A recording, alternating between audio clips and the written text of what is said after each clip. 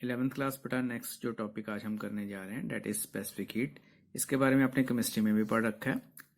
तो specific heat is the of a material of substance may be defined as the amount of heat required to raise the temperature of a unit mass of substance through 1 degree Celsius.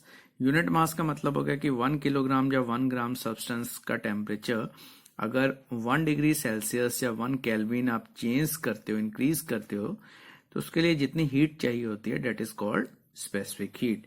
इसके units क्या हो गए? Joule पर kilogram पर kelvin और या फिर calories पर ग्राम पर डिग्री सेल्सियस। पर केल्विन या डिग्री सेल्सियस का मतलब फॉर 1 डिग्री टेम्परेचर या 1 केल्विन टेम्परेचर, किलोग्राम या ग्राम यूनिट मास के लिए, और हीट के लिए जूल या फिर कैलोरी। तो आप इस रिलेशन को इस तरह से कर सकते हो। यहां पर जो है C which is called the specific heat, वो किसके इक्वल होती है? Delta Q divide by M delta T।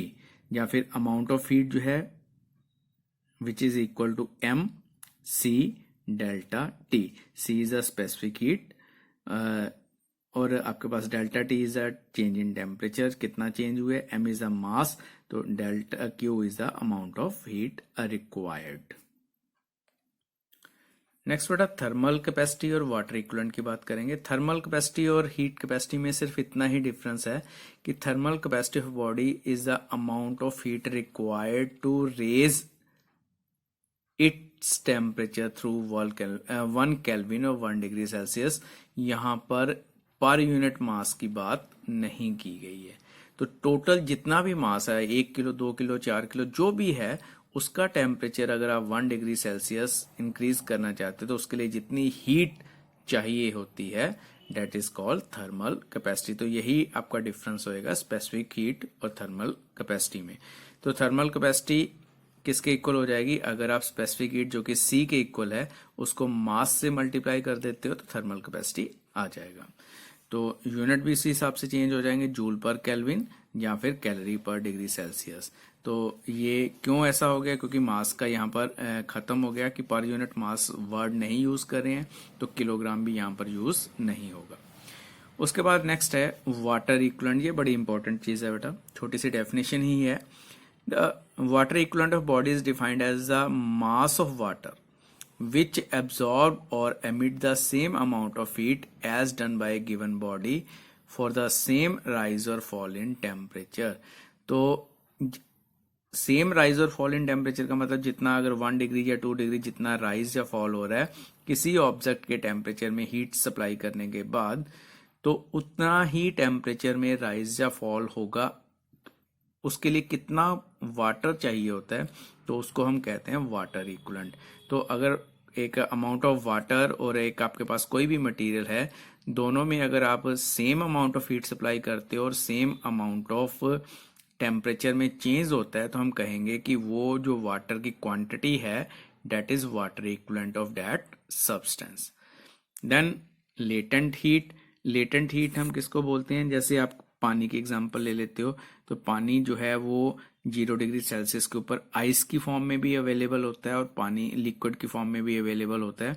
तो अगर टेम्परेचर सेम है तो ऐसी सिचुएशन में जो है क्या डिफरेंस होता है आइस और वाटर के बीच में? क्योंकि टेम्परेचर सेम है तो ज्यादा ठंडी क्या चीज रहेगी? तो यहाँ आइस जो है वो ज़्यादा ठंडी इसलिए होती है क्योंकि वो थोड़ी सी हीट जो है वो एब्जॉर्ब करने के बाद अपनी स्टेट चेंज करेगी। कौन सी स्टेट? सॉलिड से लिक्विड में।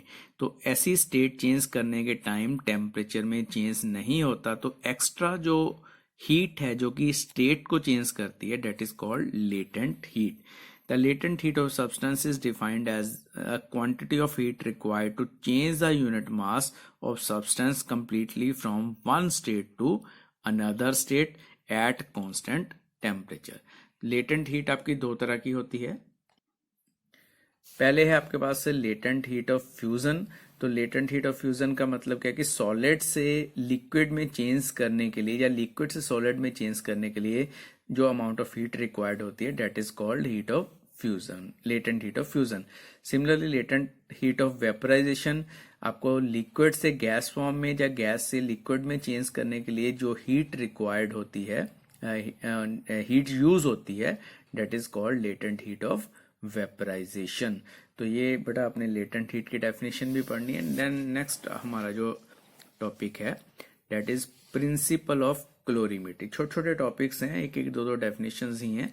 तो प्रिंसिपल ऑफ क्लोरीमेट्री के अकॉर्डिंगली क्या है, the heat loss by hot body must be equal to heat gain by the cold body. तो जितनी हीट एक हॉट बॉडी रिलीज करती है उतनी ही हीट जो है एक कोल्ड बॉडी गेन करेगी अगर दोनों को इकट्ठा करके रख दिया जाए। तो that is called the principle of calorimetry, heat loss is equal to heat gain.